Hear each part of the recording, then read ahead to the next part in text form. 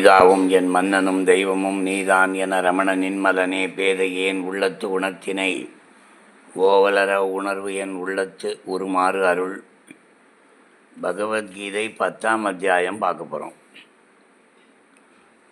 அர்ஜுனனிடம் கிருஷ்ணன் சொல்கிறார், என்னை பிறப்பற்றவன் என்றும் மூலமற்றவன் என்றும் உலகத்தை ஆளும் ஈசர்களுக்கெல்லாம் ஈசன் என்றும் மனிதர்களுக்குள் எவன் ஒருவன் அறிகின்றானோ அத்தகைய மனிதன் சகல பாபங்களிலிருந்தும் விடுபடுகிறான். இதில் நம்ம கவனிக்க வேண்டியது என்ன அப்படின்னா, அது இப்போ நம்ம ரமணரே எடுத்துட்டா கூட அவர் ஒரு சாதாரணமானவர். இன்னும் சொல்லப்போனால் அவர் மகரிஷி இப்படி தான் பேசுகிறாங்க, அது உண்மை அல்ல. அவர் தான் எல்லாமே, அதுதான் உண்மை. அதே போல் கிருஷ்ணன் கொடுத்தி கூட அவன் மடையன் இடையன் இப்படிலாம் பேசினாங்க. That is not the truth. அவன் அல்டிமேட்னு யார் தெரிஞ்சின்றானோ அவன் பாவங்களிலிருந்து விடுபடுகிறான். ஏன்னா அவரை மனுஷன் இடையன் மடையன்னு சொன்ன பாவத்திலிருந்து அவன் விடுபடுகிறான்னு பொருள் புரிஞ்சுக்கணும். பகவான் ரமணர் எல்லாமே நித்திய ஜீவிகள், எப்போதும் இருந்து கொண்டே இருப்பவர்கள். அவர்களுக்கு அழிவு கிடையாது அப்படிங்கிறத நம்ம புரிஞ்சுக்கணும். இதை எவன் தெரிஞ்சுக்கிட்டானோ அவன் தான் ஞானி ஆவான். மித்தவன்லாம் ஞானியாக இருக்க முடியாது. ஏன்னா அவங்களுக்கு ஞானம் இல்லை. இதை ரிஷிகளும் தெரிந்து கொள்ள மாட்டார்கள், மகரிஷிகளும் தெரிந்து கொள்வதில்லை, தேவர்களும் தெரிந்து கொள்வதில்லை அப்படிங்கிறான். கிருஷ்ணனே அப்படி சொல்லிட்டார் எந்த இடத்துலையும். என்னுடைய பெருமையை யோகத்தை உள்ளபடி எவன் தெரிந்து கொண்டானோ அவன் அசைக்க முடியாத பக்தி யோகத்துடன் கூடியவனாக இருக்கின்றான். இதில் சந்தேகமில்லை. பக்தி யோகத்தில் இருக்கிறது அப்படின்னா என்ன அர்த்தம்? இப்போ ரமணர் எடுத்துட்டாலும் கிருஷ்ணர் எடுத்துட்டாலும் அவர்களுடைய வாழ்க்கையில் நடந்த சம்பவங்கள் அதிசயிக்கத்தக்கவையாக இருக்கும். இது சாதாரண மனித பிறவி இல்லைங்கிறது நல்லாவே புரியும்.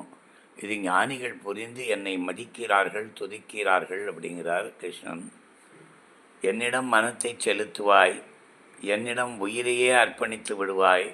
ஒருவருக்கொருவர் இப்படி போதித்து கொண்டு வாழ்கின்றவர்கள் என்னை பற்றியே எப்போதும் பேசிக்கொண்டும் மகிழ்ச்சியும் மன நிறைவும் பெறுகிறார்கள்.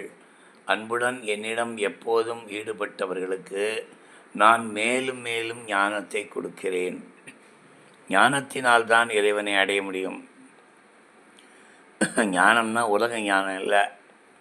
கடவுளை பற்றி ஞானத்தை எவன் தேடுகின்றானோ அவன் படிப்பு, உலக படிப்பெல்லாம் முக்கியம் இல்லை. எதை கடவுளை தேடுறானோ அவன் கடவுளை அடைவான். அதற்கு உண்டான அறிவை நான் கொடுக்கின்றேன் அப்படின்னு கிருஷ்ணன் சொல்கிறார்.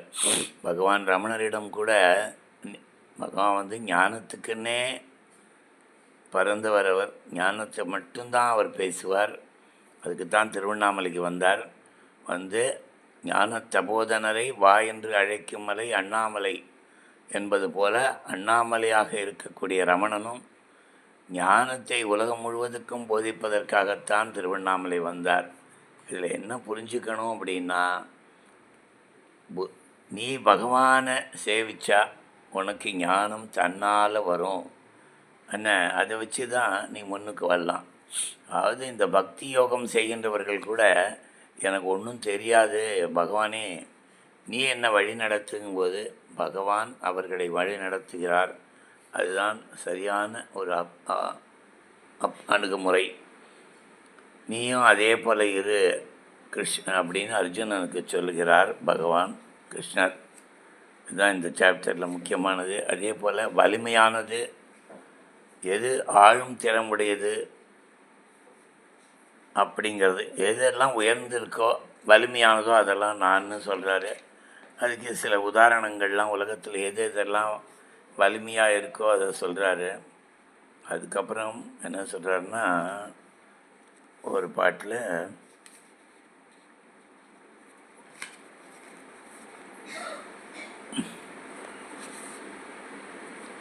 ஆளும் திறமையுடன் கூடியதும் எல்லாத்தையும் ஆளக்கூடியவன் தான் புருஷோத்தமன்.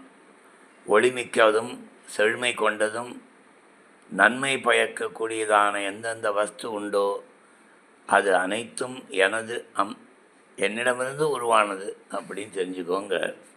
அடுத்தது ஒரே வார்த்தையில் சொல்லணும்னா, என்னுடைய ஒரே ஒரு அம்சத்தினால் இந்த சகல ஜகத்தையும் தாங்கி நிற்கிறேன் என்று நீ அறிந்து கொள் என்று அர்ஜுனனுக்கு பகவான் கிருஷ்ணர் சொல்கிறார். ஏதாவது சகல வல்லமையும் இறைவனிடமிருந்து வருகின்றது. அதனால் எவன் ஒருவன் இறைவனை சரணடைகின்றானோ அவன் வலிமை பெறுவான். ஓம் நமோ பகவதே ஸ்ரீ ரமணாய.